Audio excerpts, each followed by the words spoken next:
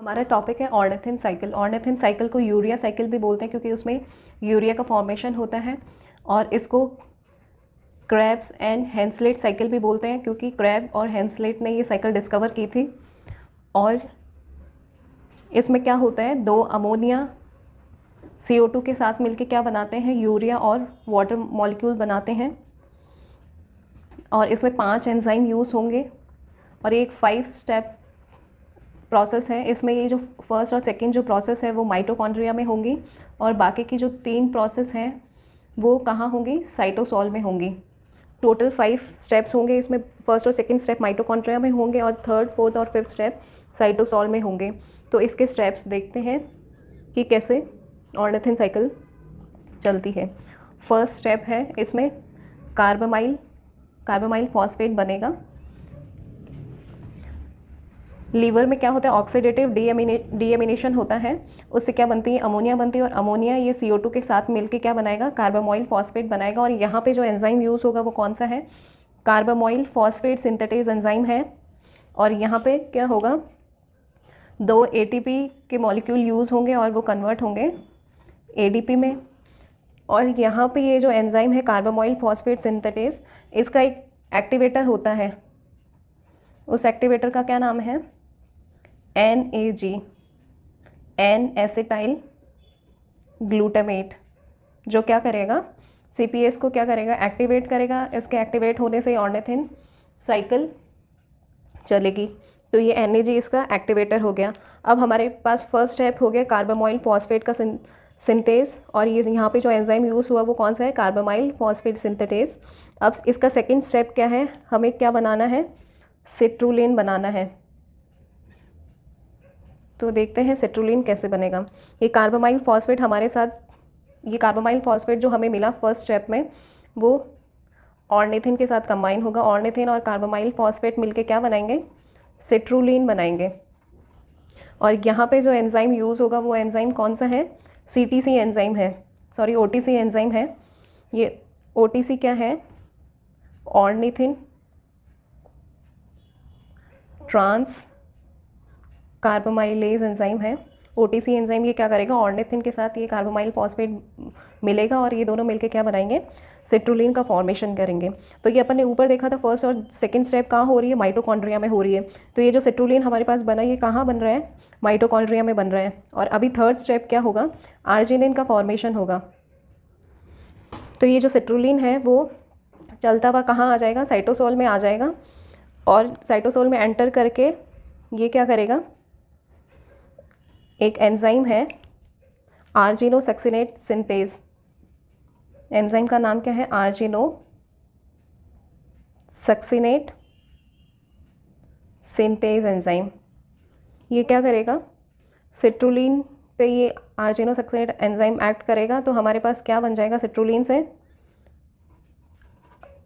आर्जिनोसक्सिनेट बन जाएगा। क्या बन जाएगा, आर्जिनोसक्सिनेट। और यहाँ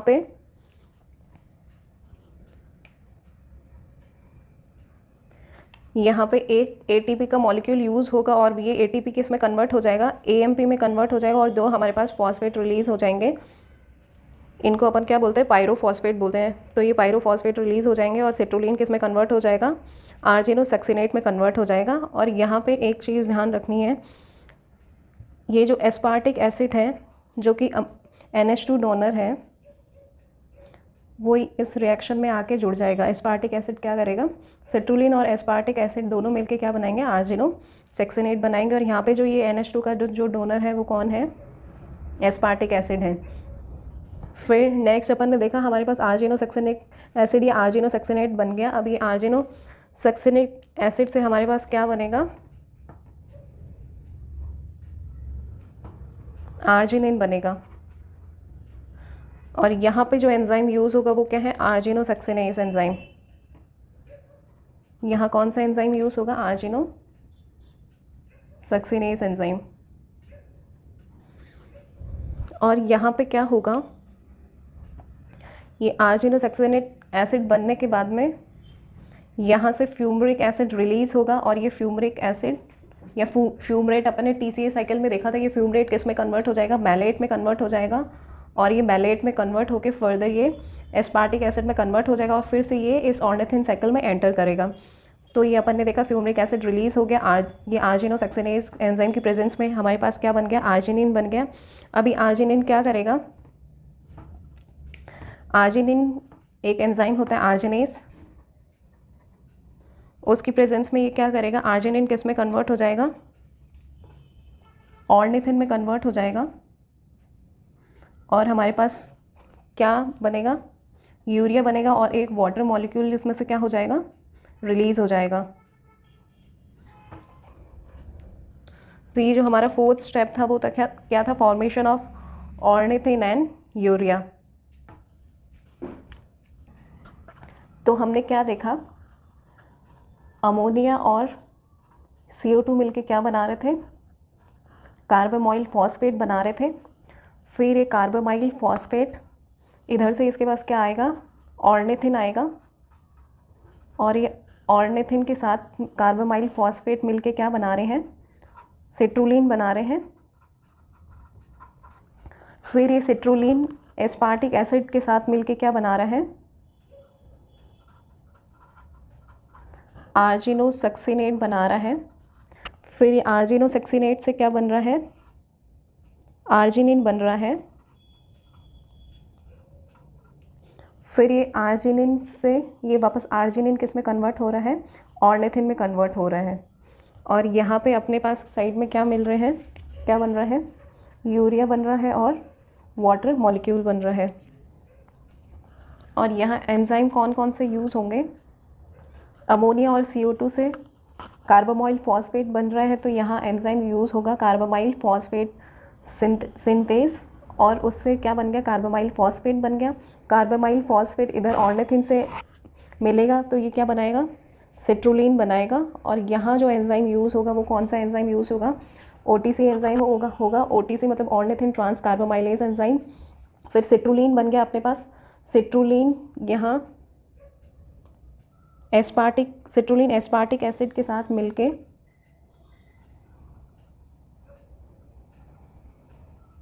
सिट्रुलिन एस्पार्टिक एसिड के साथ मिलके क्या बना रहा है, आर्जिनोसक्सिनिक एसिड बना रहा है। और यहाँ जो एंजाइम यूज़ होगा वो कौन सा है, आर्जिनोसक्सिनेट सिंथेज एंजाइम है। और फिर आर्जिनोसक्सिनेट हमारे पास मिल गया। फिर आर्जिनोसक्सिनेट किस में कन्वर्ट हो रहा है, आर्जिनिन। और यहाँ जो एंजाइम यूज़ होगा वो कौन सा है, आर्जिनोसक्सिनेज एंजाइम। और यहाँ पे क्या हो रहा है, फ्यूमरिक एसिड निकलेगा, फ्यूमरेट निकलेगा या फ्यूमरेट निकलेगा या फ्यूमरिक एसिड एक ही बात है। ये फ्यूमरेट किस में कन्वर्ट होगा, मैलेट में कन्वर्ट होगा। और ये मैलेट फिर फर्दर किस में कन्वर्ट होगा, एस्पार्टिक में होगा। ये एस्पार्टिक फिर से क्या होगा, इस साइकिल में एंटर करेगा। तो आर्जिनिन से फिर कौन सा एंजाइम होता है, आर्जिनेस एंजाइम। आर्जिनेस से क्या बन जाता है, ऑर्निथिन बन जाता है। और इधर हमारे पास यूरिया और वाटर मॉलिक्यूल निकल जाते हैं। तो ये अपन ने देख लिया कि ये क्या क्या यहाँ पे स्टेप्स थे और कौन कौन से एंजाइम थे। यहाँ पे ये जो CPS है, कार्बामाइल फॉस्फेट सिंथेज है, यहाँ इसका एक एक्टिवेटर होता है। वो एक्टिवेटर कौन सा है, NAG बोले तो एन एसिटाइल ग्लूटामेट। तो ये हुआ इसका एक्टिवेटर। तो अपन ने सारे स्टेप्स देख लिए, सारे एंजाइम्स देख लिए। अब दो इम्पॉर्टेंट बातें, यहाँ पे ये जो यूरिया साइकिल है वहाँ नाइट्रोजन का सोर्स क्या क्या है। तो एक तो नाइट्रोजन का सोर्स अपन ने देखा था अमोनिया, जो स्टार्टिंग में अमोनिया और CO2 मिलके क्या बना रहे हैं, कार्बामाइल फॉस्फेट। और फिर ये जो दूसरा सोर्स है वो क्या है, एस्पार्टिक एसिड। एस्पार्टिक एसिड यहाँ क्या होता है, NH2 डोनर होता है। तो हमारे पास जो नाइट्रोजन आ रहा है यूरिया साइकिल में, वो एक तो अमोनिया से आ रहा है और दूसरा कहाँ से आ रहा है, एस्पार्टेट से आ रहा है। एस्पार्टेट और एस्पार्टिक एसिड, तो ये बहुत इंपॉर्टेंट है, ध्यान रखना। और यहाँ पे इस ऑर्निथिन साइकिल को रेगुलेट कौन कर रहा है, ये अपन ने देखा, ये NAG रेगुलेट कर रहा है, एन एसिटाइल ग्लूटामेट। ये क्या कर रहा है, इसको रेगुलेट कर रहा है। फिर नेक्स्ट अपन यहाँ पे देखते हैं कि ये स्टार्टिंग में क्या होता है, ये जब अमोनिया और CO2 से कार्बामाइल फॉस्फेट बनता है तो यहाँ पे 2 ATP यूज़ होती है, 2 ATP यूज़ होती है। और वो किस में कन्वर्ट हो जाता है, 2 ATP में। तो अपने पास 2 ATP तो ये यूज़ हुई। फिर जब ये सिट्रुलिन से आर्जिनोसक्सिनिक एसिड जब बनता है तो यहाँ पे क्या होता है, ATP किस में कन्वर्ट हो जाती है, AMP में कन्वर्ट हो जाती है। तो और यहाँ पे क्या होता है, पायरोफॉस्फेट रिलीज़ हो जाते हैं। तो 2 ATP तो यहाँ यूज़ हो रही है। तो अपन कितनी ATP यूज़ कर रहे हैं, 4 ATP यूज़ कर रहे हैं। और यहाँ पे जब ये फ्यूमरेट से मैलेट में कन्वर्ट होगा तो यहाँ पे क्या होता है, ये यहाँ पे NADH का जनरेशन होता है। मैलेट क्या करता है, NADH का जनरेशन करता है। तो एक NADH is equal to 3 ATP, तो अपने पास 3 ATP का सिंथेसिस हो रहा है। और यहाँ पे जो ATP बन रही है वो कितनी यूटिलाइज हो रही है, 4 ATP यूटिलाइज हो रही है। और जो सिंथेसिस हो रहा है वो कितने का, 3 ATP या 2.5 ATP। 1 NADH is equal to 2.5 ATP। तो अपने पास जो नेट कंजप्शन हो रहा है वो ATP का वो कितना है, 1.5 ATP। तो ये क्या है, एनर्जी कंज्यूमिंग साइकिल है। तो इसमें 1.5 ATP कंज्यूम होती है और इसको यूरिया साइकिल बोलते हैं, क्रैब हैंसलेट साइकिल बोलते हैं। 5 एंजाइम होते हैं फर्स्ट, और 5 रिएक्शन होती है। फर्स्ट और सेकंड रिएक्शन माइटोकॉन्ड्रिया में होगी, बाकी की 3 रिएक्शन साइटोसोल में होगी। सबसे पहले कार्बोमाइल फॉस्फेट बनेगा, फिर सिट्रुलिन बनेगा, सिट्रुलिन से आर्जिनिन बनेगा, आर्जिनिन से ऑर्निथिन और यूरिया बनेगा। और ये यहाँ पे एंजाइम यूज़ होंगे 5, एक तो CPS enzyme, OTC enzyme, argininosuccinate synthase enzyme, argininosuccinase और आर्जिनेज, ये 5 एंजाइम यूज़ होंगे। और यहाँ जो नाइट्रोजन डोनर होंगे वो कौन कौन से होंगे, अमोनिया और एस्पार्टेट होंगे। और इसको रेगुलेट कौन करेगा, ये अपन ने देखा था फर्स्ट स्टेप में, NAG N एसिटाइल ग्लूटामेट, ये क्या करेगा, इसको रेगुलेट करेगा। और यहाँ पे जो नेट कंजप्शन हो रहा है 1.5 ATP है। तो ये थी हमारी ऑर्निथिन साइकिल। इसके नोट्स की PDF आपको नीचे लिंक में मिल जाएगी, आप वहाँ से जाके डाउनलोड कर सकते हैं। Thank you.